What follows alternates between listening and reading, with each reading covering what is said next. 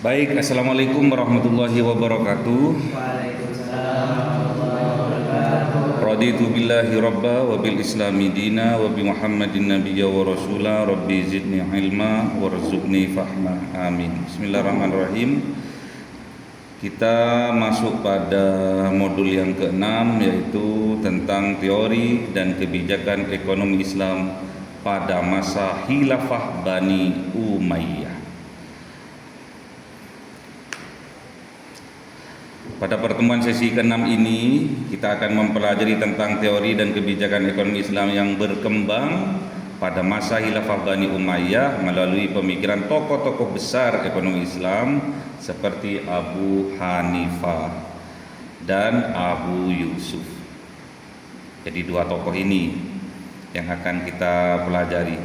Yang pertama, kegiatan belajar 1, pemikiran ekonomi dari Abu Hanifah. Kegiatan belajar 2, pemikiran ekonomi dari Abu Yusuf. Abu Hanifah tahu ya? Siapa Abu Hanifah itu? Hah? Imam mazhab. Nama lengkapnya siapa? Belum tahu, ntar dikasih tahu ya. Jadi nantinya kalian harus menguasai empat hal. Yang pertama, bisa menjelaskan biografi Abu Hanifah dan Abu Yusuf, itu nomor 1. Yang kedua, bisa menjelaskan kondisi sosiologis Abu Hanifah dan Abu Yusuf. Dan yang ketiga, bisa menjelaskan hasil pemikiran ekonomi Abu Hanifah dan Abu Yusuf. Dan yang keempat, menjelaskan perbedaan pemikiran dari keduanya ya. Pemikiran Abu Hanifah seperti apa, pemikiran Abu Yusuf seperti apa ya. Oke. Ini gambaran dari Abu Hanifah. Oke, ini namanya.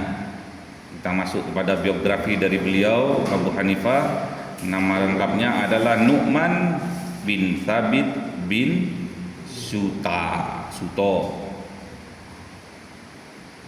Lahir di Kufah, Irak, 80 Hijriah. Wafat 150 Hijriah. Jadi beliau dikenal sebagai pendiri mazhab Hanafi, ahli fikih dan muamalah, tokoh rasional dalam pengembangan hukum Islam. Jadi muamalahnya Abu Hanifah ini, sebelum matahari terbit, Abu Hanifah sudah melakukan sedekah. Ya. Jadi kalau kalian besok ingin dilancarkan rezekinya oleh Allah, tiru apa yang dilakukan oleh Abu Hanifah, yaitu bersedekah sebelum matahari terbit ya.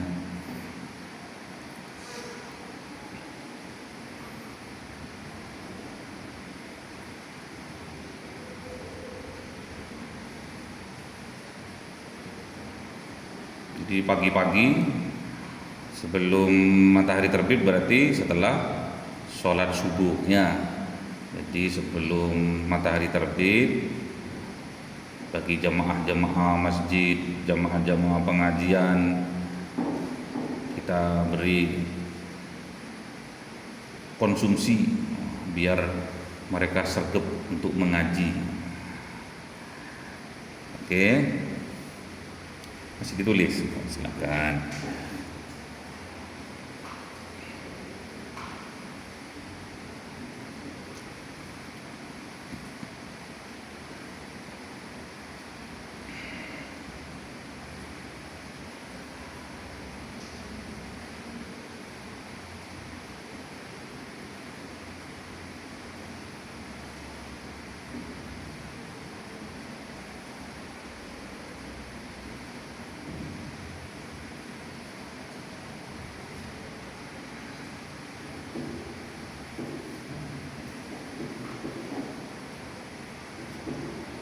Kemudian kondisi sosiologis Abu Hanifah ya.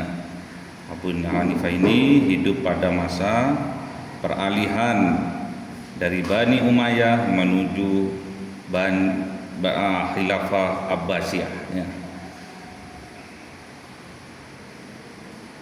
Bertepatan juga pada saat itu perkembangan perdagangan internasional, pertumbuhan kota-kota dagang Islam, munculnya kebutuhan hukum ekonomi yang lebih kompleks.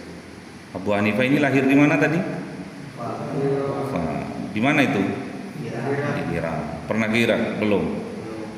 Saya 1 kali ke Irak.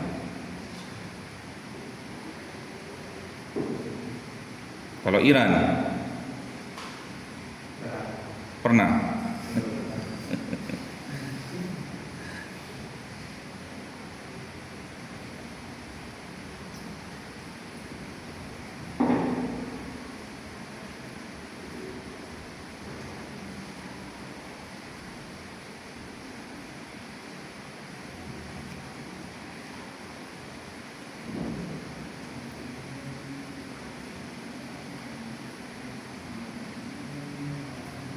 Kemudian dalam kondisi itulah mendorong lahirnya ijtihad baru, yaitu ijtihad ekonomi yang lebih adaptif, menyesuaikan dengan lingkungan budaya dari sekitarnya. Sama di sini juga seperti itu.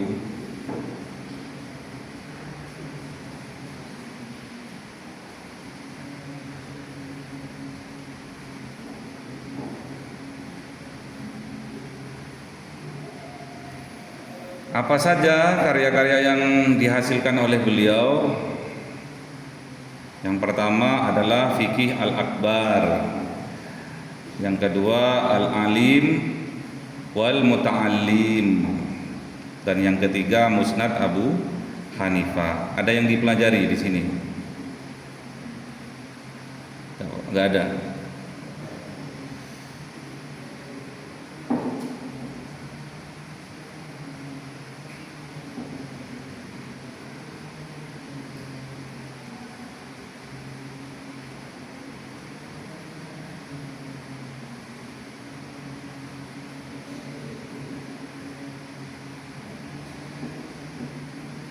Kemudian hasil pemikiran beliau, pemikiran dari Abu Hanifah ini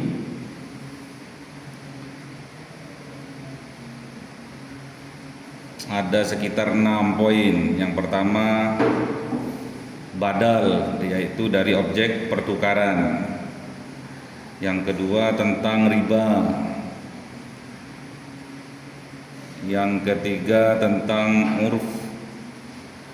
Yang keempat tentang kepercayaan.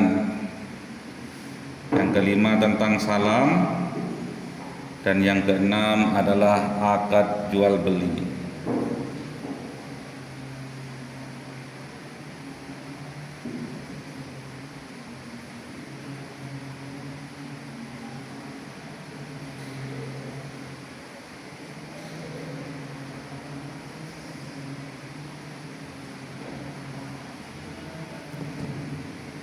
Kemudian macam-macam jual beli menurut Abu Hanifah.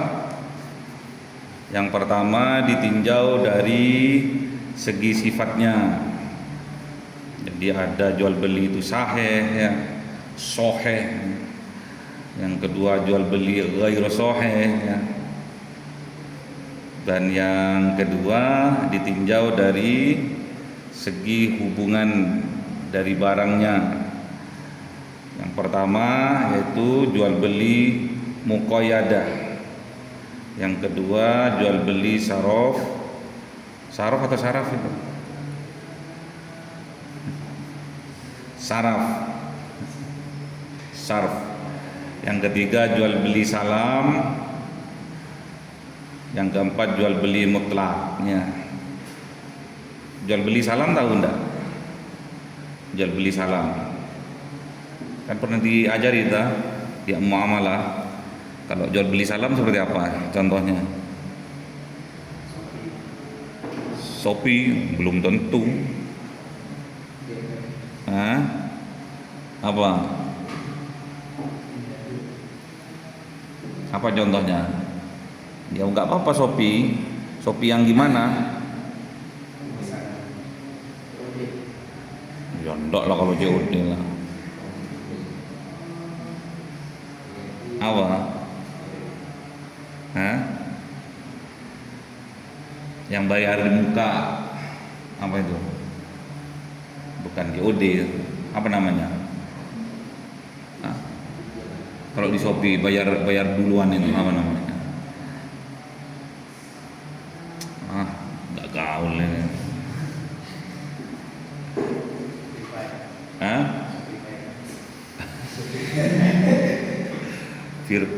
Virtual account ya, bayar duluan ya.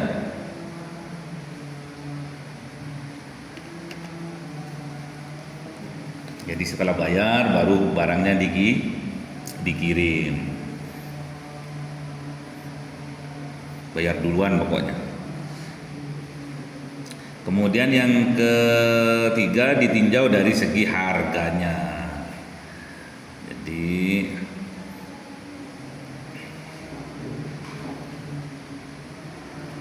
ada murabahahnya, ada tauliyah, ada wadi'ah, ada musawah ya. Ada kitabnya ini ya. Tinggal diperdalam lagi dalil-dalilnya.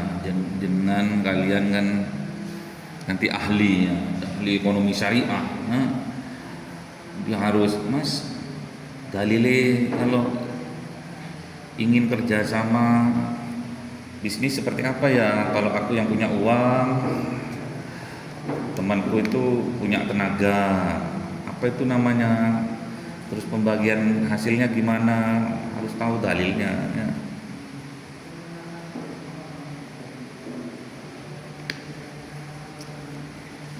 Dalilnya cuma apa? Allah menghalalkan jual beli, mengharamkan riba. Apa itu? Gimana dalilnya itu Al-Qur'annya? Wa ahalallahu al-bai'a wa harrama riba. Ya.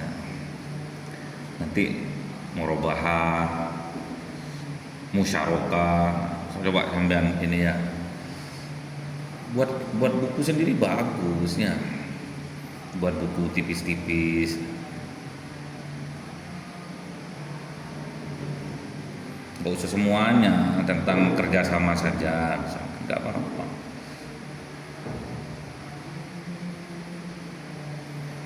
Kemudian masuk pada zakat, ya, zakat, muzara'ah dan wakaf menurut Abu Hanifah. Ya.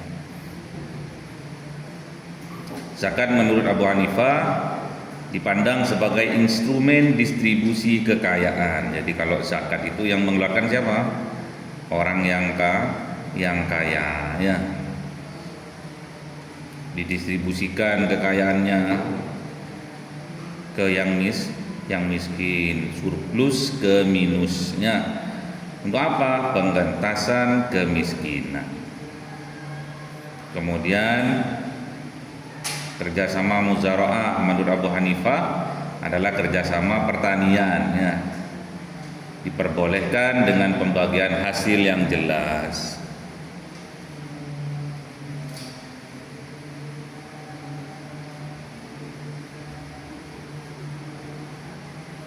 Bagi hasil, ada yang punya tanahnya, ada yang punya tenaganya, boleh.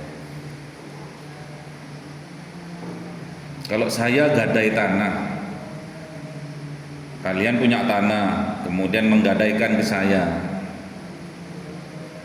boleh enggak saya menggarap tanahnya itu? Boleh enggak? Sampean punya tanah, kemudian sampean gadaikan tuh tanahnya ke saya, sawahnya ke saya 1 hektar. Saya mau menggadaikan tanah 1 hektar. Oke, berapa? 100 juta. Bayar. Boleh enggak saya menggarap tanahnya itu?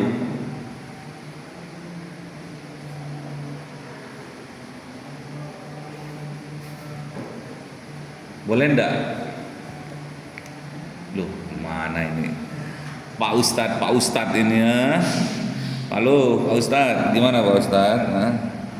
Boleh ndak saya itu menggarap tanahnya sampean dulu? Hah? Boleh ndak? Kok boleh? Apa dasarnya?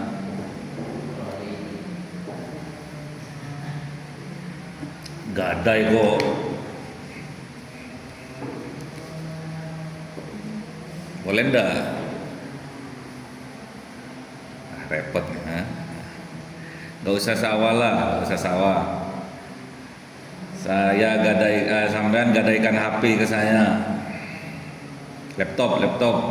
Laptopnya digadaikan. Berapa Mas? 5 juta. Oh ya.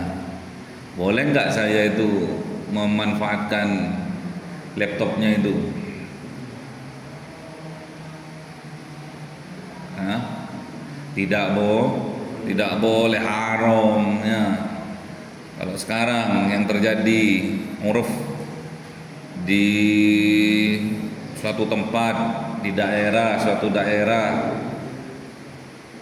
kalau tanahnya digadaikan, sawahnya digadaikan, terus digarap oleh orang yang ngambil gadainya itu haram. Nih, tak boleh kecuali minta izin sama yang punya, ya, atau kerjasama. Nanti kita bagi hasil, boleh. Tapi kalau kita garap sendiri tanpa izin dari yang menggadaikan, itu hukumnya haram. Sepeda motor digadaikan, boleh nggak ditumpaki? Nggak boleh, haram. Kecuali minta izin. Aku pinjam ya, aku bawa ya motornya, aku manfaatkan. Oh boleh, oh, baru boleh ya.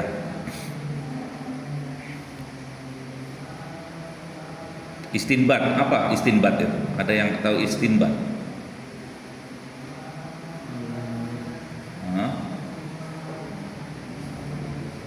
Oke, ini metode istinbat hukum dari Abu Hanifah. Jadi ada 7. Yang pertama Al-Quran. Yang kedua hadis atau as-sunnah. Yang ketiga fatwa dari sahabat. Yang keempat qiyas. Qiyas itu dibagi lagi, rukun-rukunnya itu ada, ya.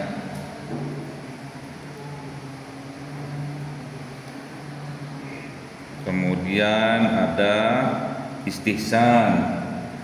Yang keenam ijma', dan yang ketujuh urf, ya, adat istiadat budaya dari masyarakat.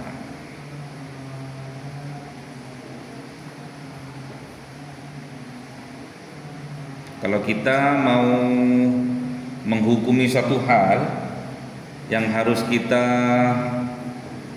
lihat pertama kali sebagai rujukan apa itu? Dari yang 7 ini, yang pertama kali harus kita ambil rujukan apa?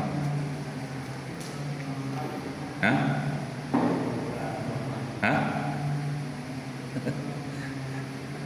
Ustadz gimana? Ini calon-calon kiai semua ini. Tuh.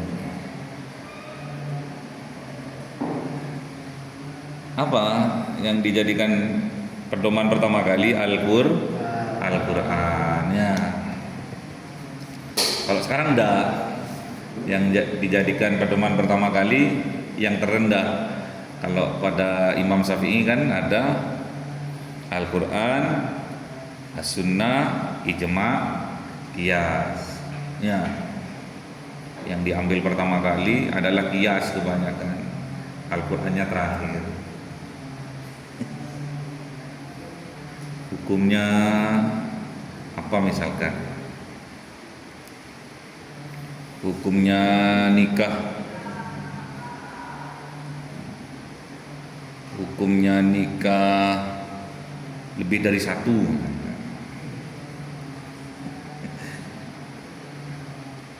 Apa hukumnya Mas? Sunnah? Sunnah dari mana?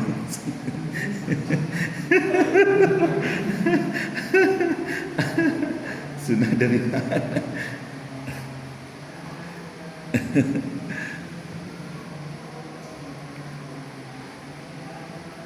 Kalau Kanjeng Nabi itu dari yang baik lebih baik lagi. Kalau yang tidak baik menjadi baik. Kalau kita yang dari baik jadi rusak.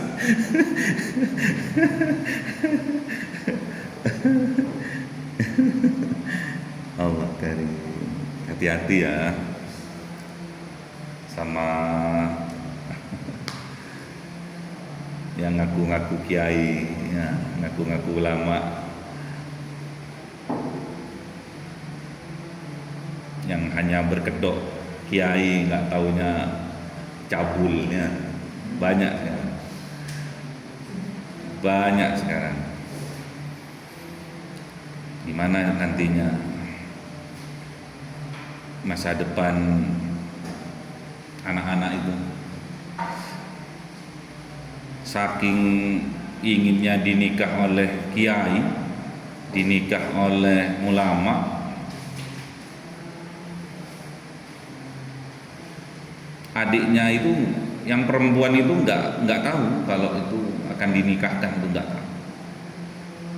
Jadi yang mengakadkan itu kakaknya, pamannya. Kasihan, setelah dikumpuli hanya beberapa hari ditinggalkan. Itu bukan sunnah, itu laknat itu ya. Kasihan. Banyak perempuan-perempuan yang di bawah umur, yang pertama diajak sama kiainya, sama pengasuhnya, diajak jalan-jalan, ke pengajian diajak, ke istighosah diajak, kemudian alasan kemalaman mampir ke hotel, tidur di hotel. Hati-hati.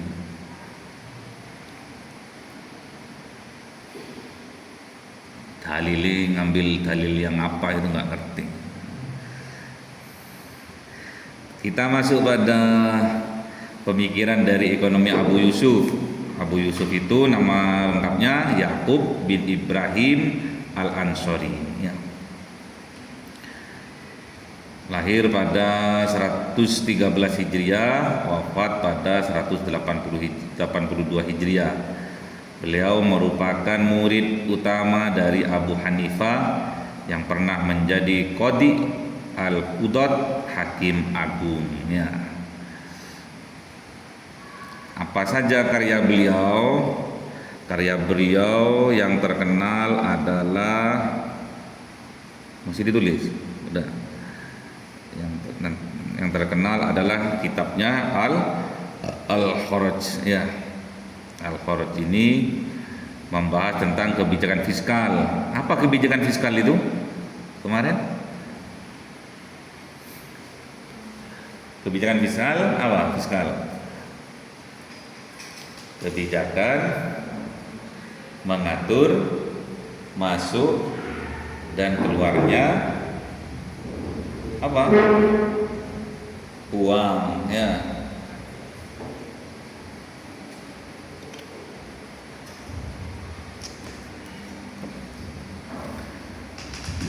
Sebagai pembendaharaan negara ya. Terus pajak, kemudian tentang pengelolaan negara, tentang kesejahteraan masyarakat.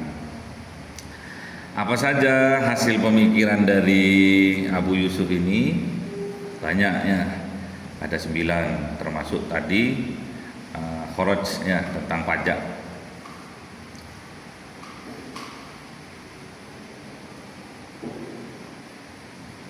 Yang pertama, menggantikan sistem wazifah dengan sistem muqasamah ya. Yang kedua, membangun fleksibilitas sosial. Dan yang ketiga, sistem politik dan ekonomi transparan. Dan yang keempat, sistem ekonomi tidak terikat intervensi yang berlebihan. Yang kelima yaitu tentang zakat. Yang keenam harta fai. Fai apa itu fai itu? Harta apa? Fai apa? Hah? Harta apa? Hah? Lu.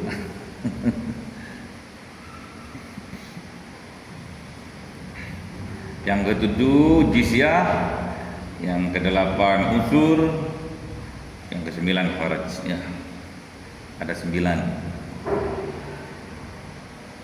Kan boleh kan pegang HP ya? Boleh. Boleh kan? Nanti di searching ya. Apa sih harta fai itu?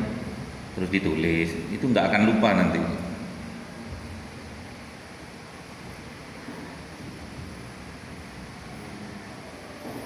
Kemudian ada 9 itu.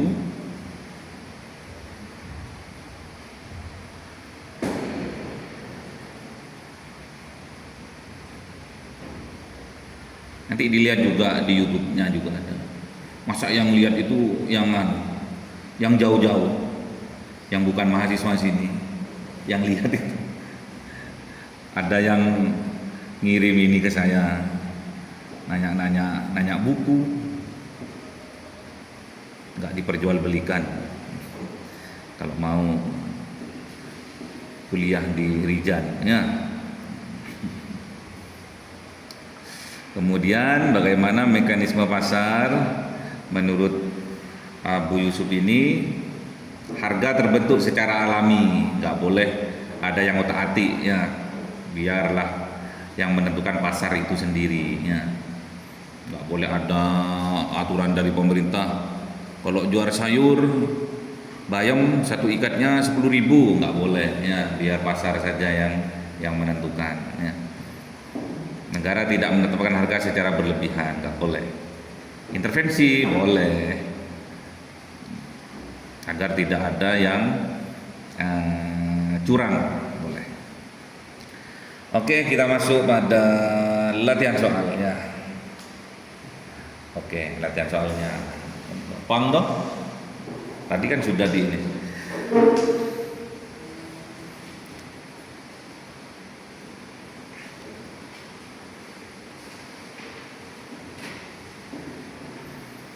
Biografi dari Abu Hanifah. Abu Hanifah pendiri dari mazhab Hanafi dan tokoh dari fikih ekonomi atau muamalah. Yang kedua, apa saja hasil pemikiran ekonomi dari Abu Hanifah? Pemikirannya apa?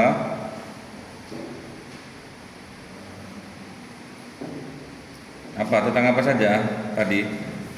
Jual beli, zakat, wakaf dan larangan riba. Terus yang ketiga, metode istinbat hukum dari Abu Hanifah. Apa tadi? Ada 7. Al-Quran, Sunnah, Qiyas, fatwa para sahabat, istihsan, ijma, uruf. Pintar. Oke. Nomor 4, jelaskan kebijakan ekonomi Abu Yusuf. Abu Yusuf menekankan apa tadi?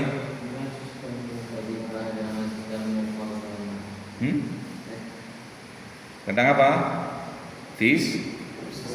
Fiskal dan transparannya. Nggak boleh ada yang ditutup-tutupi. Yang terakhir, apa pandangan Abu Yusuf tentang mekanisme pasar? Harus berjalan alami, harga pasar harus berjalan secara alami terus. Tidak boleh terlalu ada intervensi dari pemerintah. Yang ketiga tadi terakhir apa? Harus diawasi. Oke, masuk pada pilihan ganda, bukan pilihan janda. Nah, ganda. Nah. Yang nomor 1, Abu Hanifah dikenal sebagai pendiri mazhab Hanafi. Yang kedua, karya yang terkenal dari Abu Yusuf adalah Abu Yusuf Apa? Al-Kharaj. Terus metode hukum khas Abu Hanifah adalah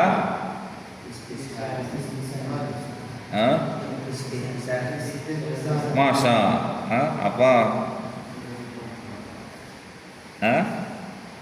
Istihsan. Yang keempat, pajak berdasarkan hasil produksi disebut masa.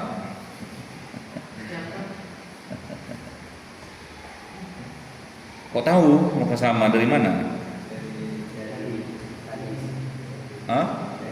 Masa saya enggak. Padahal saya enggak baca, tapi sampean yang baca. Terus yang kelima, menurut Abu Yusuf harga pada pasar sebaiknya diapain?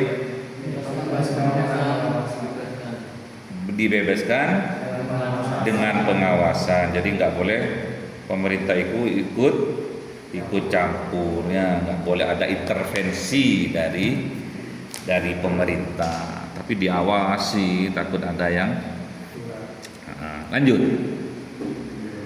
lanjut atau tidur.